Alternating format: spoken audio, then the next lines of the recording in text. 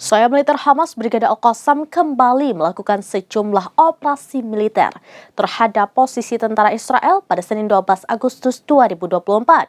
Mereka menghancurkan kendaraan tempur musuh hingga meledak hebat.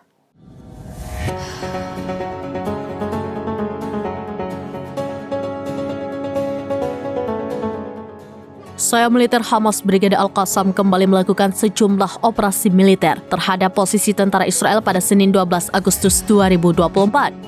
Mereka menghancurkan kendaraan tempur musuh hingga meledak hebat. Kendaraan yang dihancurkan Brigade Al-Qassam merupakan kendaraan tempur personel lapis baja atau APC. Serangan dilakukan menggunakan roket Al-Yasin 105 di daerah Zlata, sebelah timur Rafah di jalur Gaza Selatan. Mereka juga menargetkan pasukan infanteri Israel yang dibentengi di dalam sebuah gedung. Dikutip dari Tribunnews.com, roket termobarik perlawanan mampu menjebol pertahanan IDF. Sayap militer Hamas itu mengklaim serangannya menyebabkan jatuhnya korban.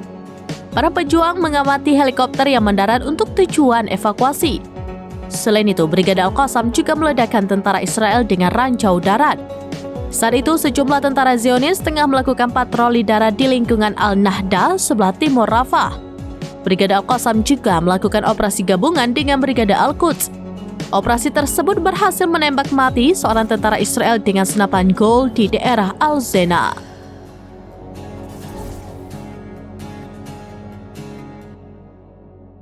Demikian informasi terkini Syedar Alon. Saksikan terus beragam informasi lainnya. Coba like dan share seluruh akun serambinews.com.